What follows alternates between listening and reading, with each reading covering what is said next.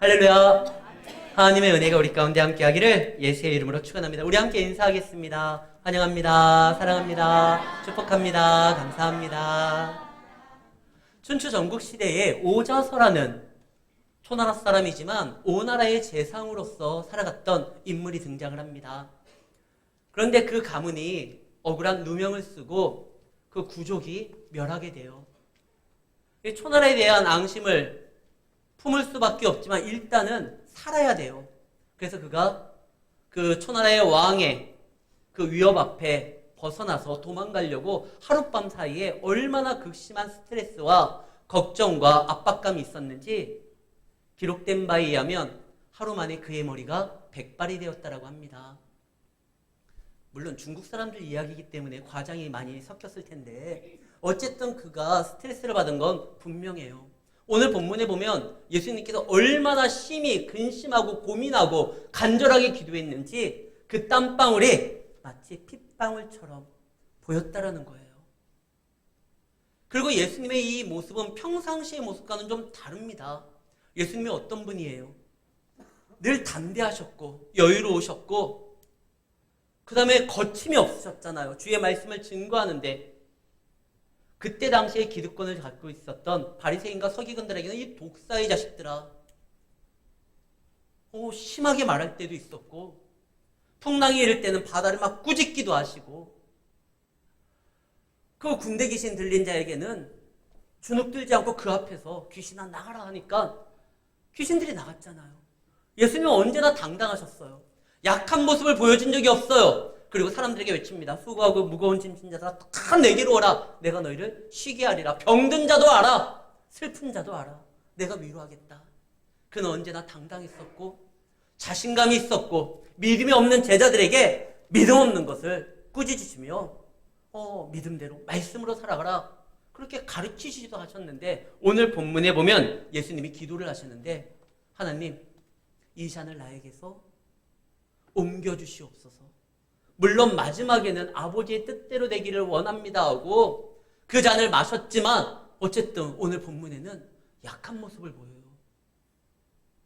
굳이 이런 모습 안 보여도 되잖아요. 예수님께서 제자들에게 말을 합니다. 자 이제 가자. 내가 고난을 당할 것이다.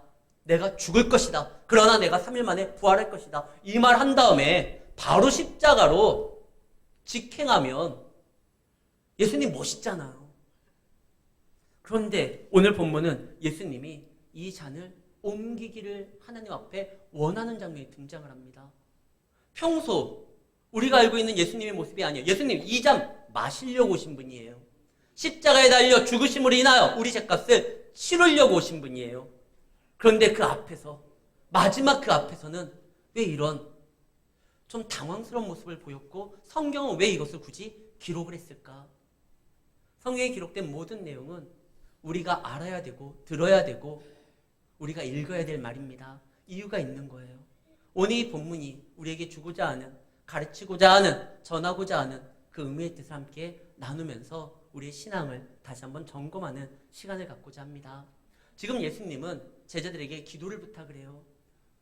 오늘 본문에 기록된 내용은 아니지만 다른 복음서에서는 지금 이 상황이 어떠한 상황이냐? 예수님이 제자들에게 말을 합니다. 내가 심히 근심하여 죽게 되었다. 지금 예수님이 너무나 힘든 거예요. 그래서 제자들의 그 믿음이 좀 약하고 연약한 제자들의 기도도 필요한 시기예요. 참 기도는요, 놀라운 게 나를 위해서 할 뿐만 아니라 다른 이를 위해서도 할 수 있는 게 기도입니다. 그리고 기도는 요청할 수도 있는 거예요. 예수님이 제자들에게 기도를 요청했다는 건 제자들의 믿음이 엄청난 게 아니라 그들의 기도를 들으실 하나님께서 그 기도를 통하여 자신에게 역사할 걸 바라보며 부탁한 거예요. 그래서 여러분들 누군가를 위하여 기도하는 건 귀한 일이고 누군가에게 기도를 요청하는 건 내 삶을 하나님으로 채우는 방법이기도 합니다. 예수님은요 제자들에게 기도를 요청해요. 나를 위하여 기도해달라. 그리고 예수님이 나아가서 기도를 합니다. 하나님 당신은 모든 것을 할 수 있지 않습니까? 지금 예수님이 이 잔을 옮기는 건 하나님의 할 수 없는 하나님의 능력 밖의 일을 부탁하는 게 아니에요. 이거 하나님 할 수 있어요. 마가복음 14장 36절에 보면 오늘 본문 말씀과 똑같은 내용에서 한 가지 더 첨가된 부분이 있습니다. 예수님께서 하나님을 아빠, 아버지요. 아버지께는 모든 것이 가능하오니 할 수 있다는 거예요. 이 잔을 옮기는 것도. 제가 퀴즈 문제를 하나 내겠습니다. 십자가 없이 천국 갈 수 있습니까? 있어요.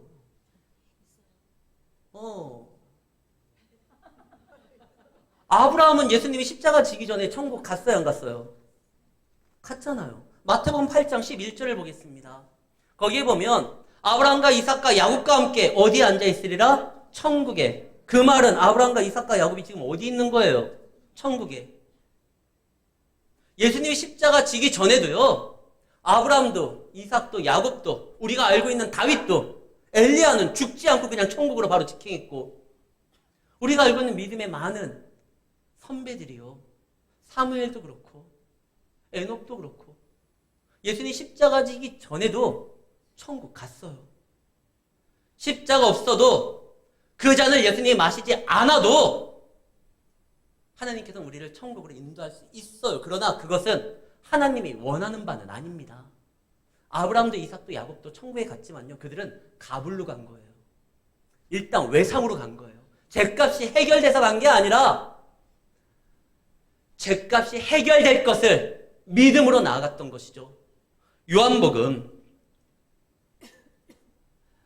8장 56절, 아브라함은요, 예수님이 이 땅에 오시기 훨씬 전에 이미 예수님의 때를 볼 것을 보고 즐거워했습니다. 아브라함은 하나님 앞에 약속을 받았고 자기의 후손을 통하여 이 땅에 복이 올 거라는 걸 알았어요. 다윗도 예수님의 오심을 기대하면서 믿음으로 그를 영접했고요.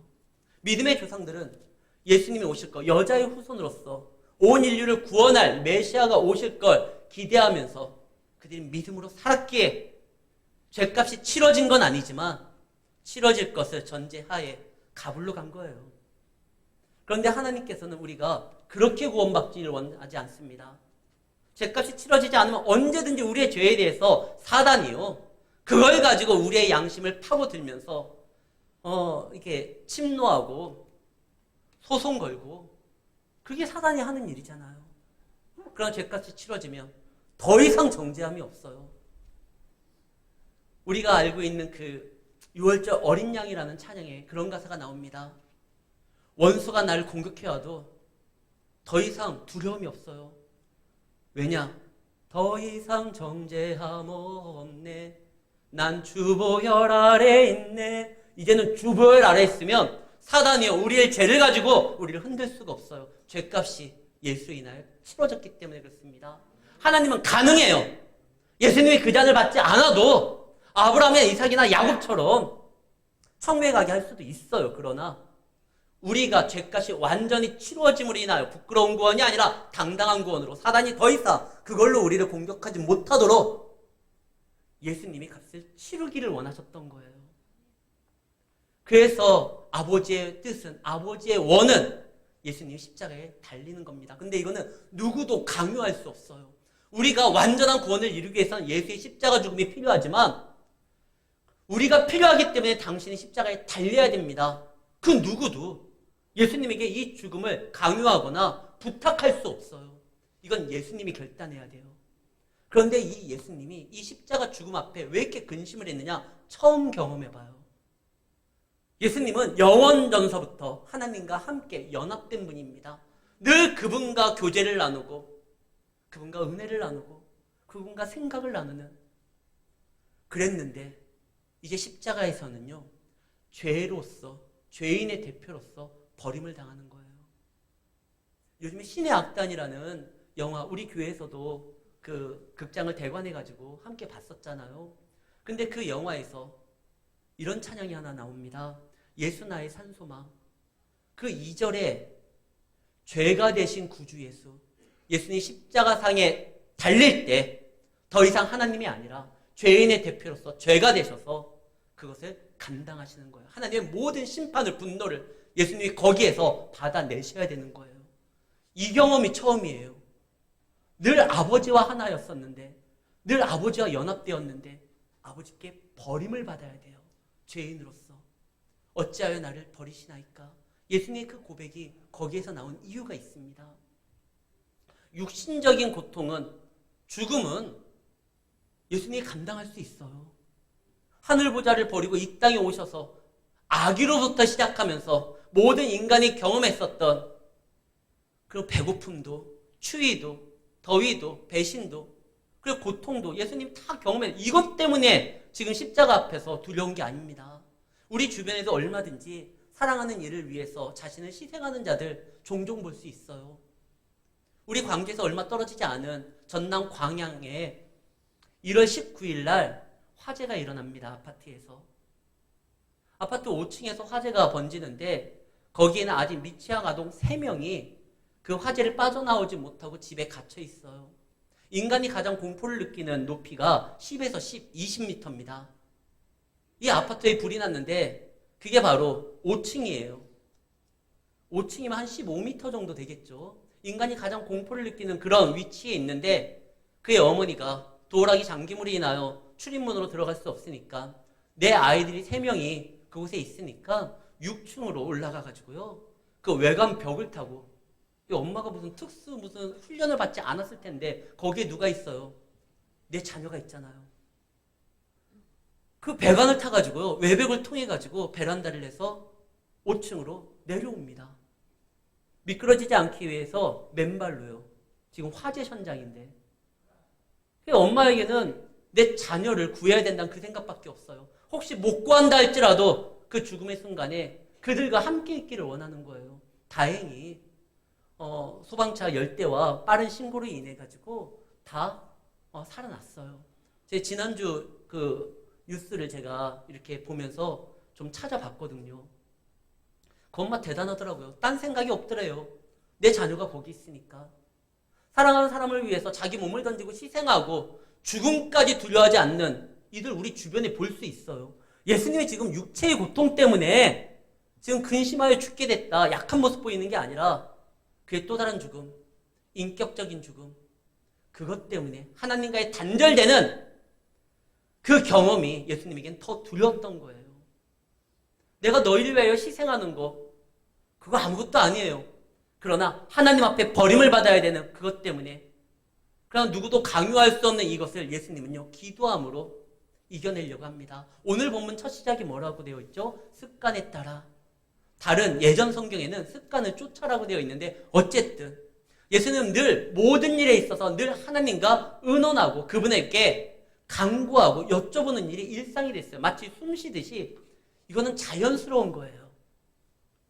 예수님이 제자들을 세울 때도 기도하고 세워요. 예수님 오병이어 사건을 일으킬 때도 그때 하나님 앞에 기도하고 축사하신 후에 나사로야 나오너라 그때도 기도하시고 심지어 그의 기도의 습관이 이제 감람산에서 우리가 알고 있는 겟세마네 동산에서도 그 위기 가운데서도 기도하게 했고 그 기도가 십자가 상에서도 이루어집니다. 예수는 그 십자가도 기도의 장소로 만들어요. 그의 습관이. 우리는 어떤 습관이 있습니까? 늘 어떠한 일을 할 때 하나님과 의논하고 생각하고 하나님과 연결해서 생각하는 습관이 있어야 돼요. 제가 누구라고 지금 얘기하진 않겠어요. 이런 습관 있는 분 계셔요. 식사한 후에 어디 한적한 곳에 가서 뭐 한 대를 피셔야지 마음에 평안함을 누리는 분이 있어요. 뭐 그게 뭐 나쁘다고 할 수는 없어요. 뭐 본인 몸에 나쁜 거지. 그런데 우리는요, 식사하기 전에 뭐부터 해요? 기도부터 해요. 이게 어쩔 땐 습관처럼 할 때가 있어요. 엊그저께 저하고 집사람하고 첫째 딸하고 식사를 하는데 식당에 딱 탁자 위에 앉자마자 뭐부터 했냐면 기도부터 했어요. 근데 음식이 조금 늦게 나왔어요. 나오니까 또 기도하는 거예요. 제 딸이 아빠 아까 기도했잖아. 아 그랬나? 이게 습관이 돼버렸어요. 그냥 뭐 언제든지 우리는 그게 좋은 거예요. 여러분들도 항상 무슨 일을 하든지 기도하는 습관이 필요해요. 하나님과 연결 짓는. 근데 사단은요 참 지독하죠. 그 습관이 그것이 은혜의 시간으로 되지 아니하도록 그걸 가지고 우리를 공격할 때가 있습니다. 너가 하나님 앞에 그렇게 만들어 놓은 그 습관이 너에게 복이 아니고 오히려 문제가 될 수 있다. 습관에 따라 감난산에 갔는데 예수님의 체포가 어디에서 됩니까?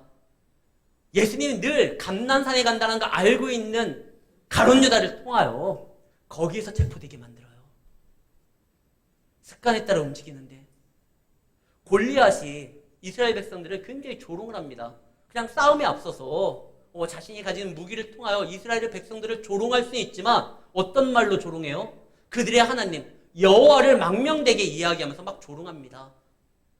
믿음도 없는 골리앗이 이스라엘 백성들에게 하나님의 이름을 거론하면서 니네 하나님 잘못됐다라고 40일 동안 욕을 하잖아요.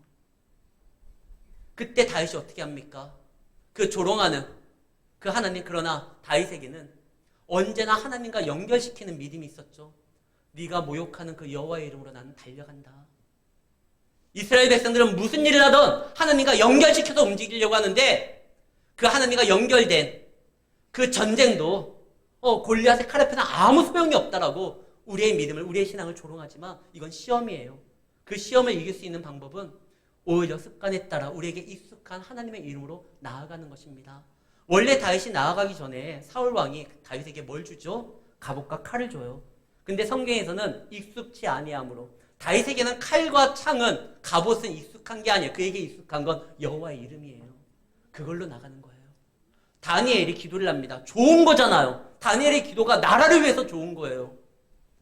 다니엘이 기도할 때 하나님의 나라를 위해서도 기도하고 자기가 속해 있는 그 나라를 위해서도, 왕을 위해서도, 백성을 위해서도 기도할 거 아닙니까?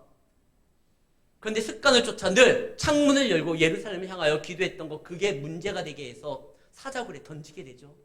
그때 다니엘이 어떻게 합니까? 주눅 들어서 내가 늘 이렇게 기도했던 게 내 인생에 무슨 소용이 있느냐, 낙심하고 실망하고 좌절하는 것이 아니라 이것은 시험이니 시험을 이기는 건 더욱더 하나님 앞에 믿음으로 나아가는 거예요. 오히려 창문을 다시 열고 예루살렘 향하여 기도합니다. 그가 갔던 길은 사자굴이었지만 그 사자굴이 가장 안전했잖아요. 그들의 정적이 그들을 해할 수도 없고 오히려 그 일로 인하여 그들의 정적들이 한순간에 정리되고 사라집니다. 우리가 습관을 쫓아 움직이는 거, 이거 귀한 일이에요. 근데 세상은 그걸 가지고 우리를 흔들려고 해요. 뭐 이렇게 교회를 가려고 하느냐. 교회를 가려고 아침에 나왔었는데 차가 사고가 납니다. 거 봐라!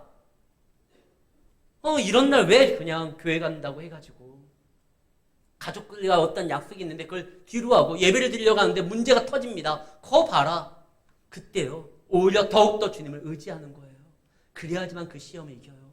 예수님이 습관을 쫓아 나아가는데 그 장소에서 예수님이 잡힌다는 거 알아요. 그러나 예수님은 끝까지 기도하셔요. 그래서 제자들에게 요청을 하죠. 나를 위해서 기도하고 너희도 유혹에 빠지지 아니하도록. 지금이 큰 환난의 때다. 사실 오늘 밤을 잘못 넘기면 제자들은 그나마 있던 믿음까지 다 쏟아붓고 빼앗기게 돼요. 왜? 평소에 알고 있던 예수님의 모습이 아니거든요. 예수님은 언제나 당당했습니다.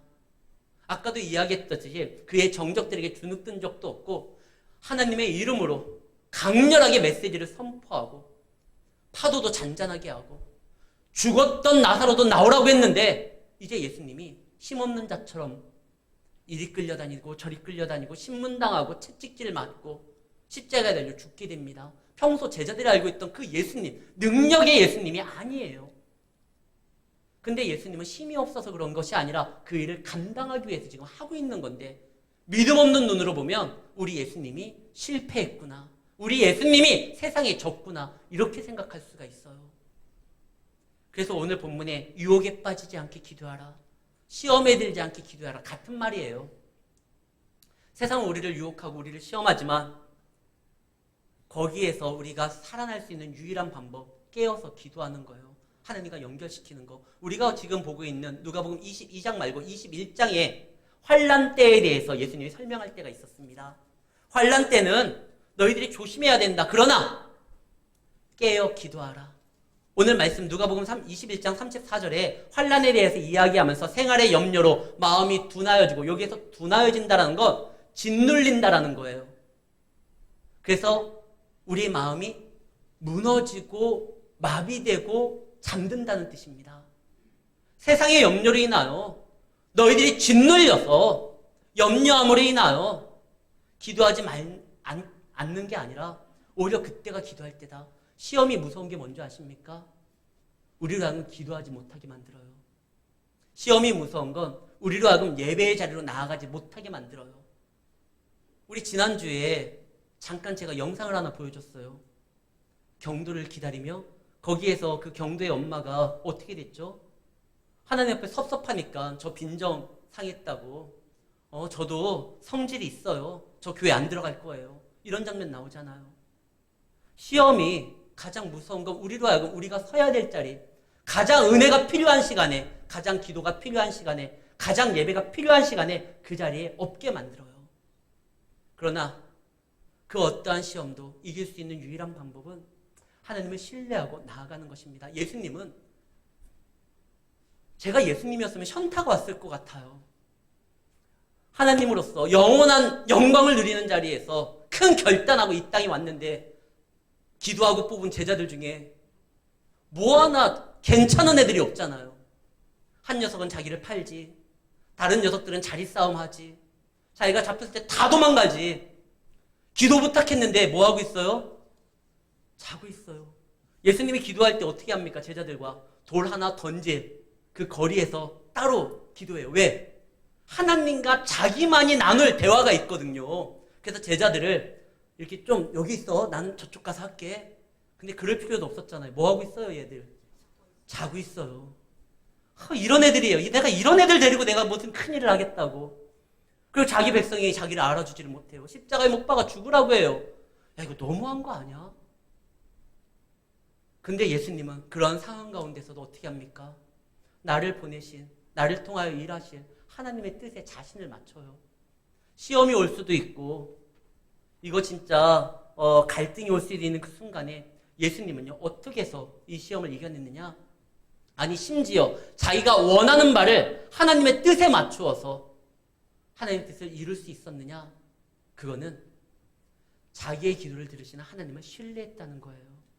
아버지, 당신께 모든 걸 맡깁니다. 십자가 앞에서도 그 상에서도 내 영혼을 당신에게 맡깁니다. 그리고 또 하나, 우리가 시험 들 때 기도하는 것을 포기하지 않고 은혜의 자리를 지킬 수 있는 방법은 말씀을 기억하는 거예요.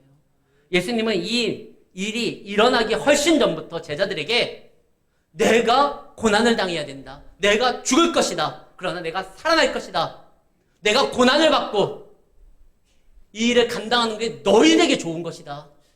이 말을 계속하셨어요. 비록 우리 눈앞에 예수님이 고난당하는 이거 믿기지 어려운 일이 벌어진다 할지라도 나에게 말씀하셨던 그 하나님의 말씀을 기억했다고 하며 예수님의 제자들 흔들리지 않습니다. 그걸 기억을 못하니까 엠마오로 떠나버리잖아요. 그때 예수님이 다시 나타나서 그 제자들에게 어떻게 합니까? 예수 그리스도에 관한 모든 말씀을 다시 가르치심에 그들의 마음이 뜨거워져서 그들의 눈이 밝아져서 자기와 함께 했던 분이 예수님인 걸 알고 다시 터내가지고 돌아가잖아요. 말씀을 기억하지 못하니까 떠났지만 기억하게 되니까 다시 사명을 감당할 수 있는 거예요. 시험이 오고 환란이 올 때 우리는 우리의 기도를 들으시고 실수하지 않는 하나님을 신뢰해야 되고 그리고 말씀을 기억함으로 인하여 이 말씀이 결국 이루어진다는 사실 가운데 그 자리를 떠나지 말고 지켜야 되는 것입니다. 예수님이 기도를 합니다. 근데 이 일은 예수님이 혼자 오로지 결정하고 감당하시는 거예요. 하나님도 그걸 원하셔요. 근데 예수님이 하나님과의 그 버려짐에 대해서 너무나 마음이 불편해가지고 하나님 앞에 기도함으로써 그 일을 감당할 힘을 달라고 합니다. 그러나 나의 원대로 마옵시고 아버지의 뜻대로. 이제 아버지의 뜻이 내가 바라는 것입니다. 그때 천사가 와서 그의 힘을 뒀습니다. 왜 힘을 도와요? 이 일은 이루어져야 되거든요. 아마 지금 천국에선 난리가 났을 거예요. 아브라함, 이삭, 야곱, 가불로 천국 간 사람들이 예수님 죗값을 치러야지 우리도 이제 완전한 구원 안에서 당당하게 하나님의 자녀로서 이 천국의 모든 것들을 누릴 수 있는 거잖아요. 예수님이 감당하셔야 되지만 강요할 수 없기에 예수님의 결정만을 기다렸다가 예수님이 그러기를 원합니다 했을 때 천사가 힘을 뒀습니다.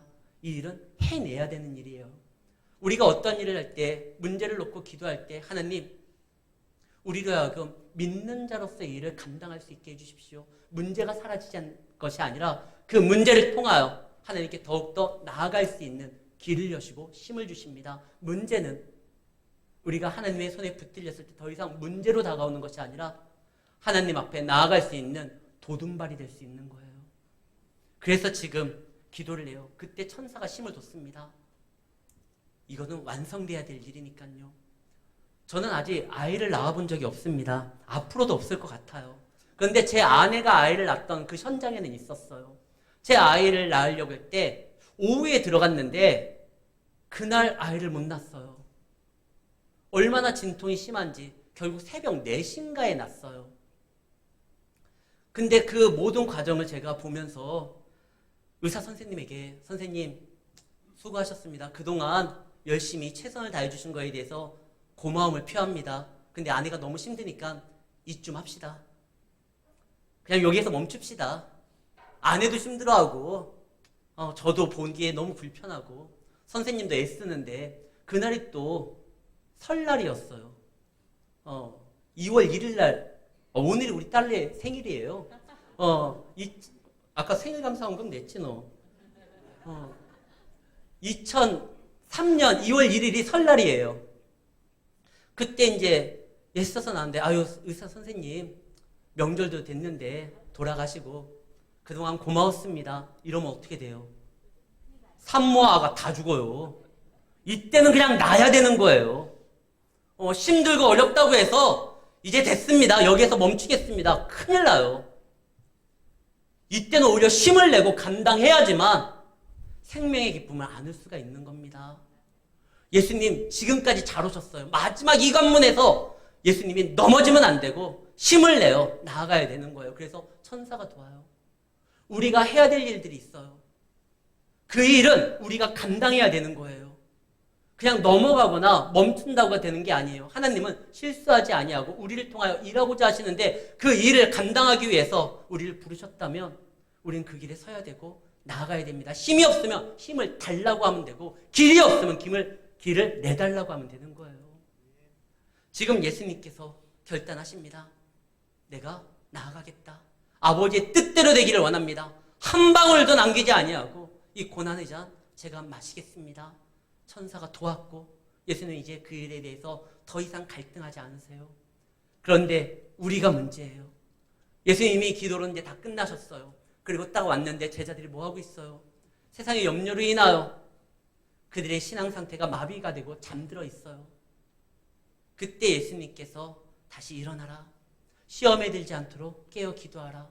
우리가 살고 있는 이 땅은 아직 천국이 아닙니다. 수많은 유혹과 시험이 우리를 덮칠 것입니다. 이때 우리가 살 수 있는 유일한 방법, 기도의 본을 보여주셨던 그 예수님의 방법, 하나님을 신뢰하고 말씀을 기억하고 나의 사명을 이루도록 하나님 앞에 도움을 구하는 겁니다. 그거밖에 없어요. 사랑하는 성도 여러분, 또 시험이 올 거예요. 유혹이 올 거예요. 어려움이 올 거예요. 그러나 그 어려움을 능히 이겨내시고 우리에게 승리를 약속하셨던 그 하나님이, 그리고 그것을 먼저 경험하셨던 그 예수님이 말씀하십니다. 내가 너희와 항상 함께하리라. 그 주님을 인하여 승리하시고 주님을 인하여 감사하는 우리 성도님들의 삶이 되시기를 예수의 이름으로 축원합니다.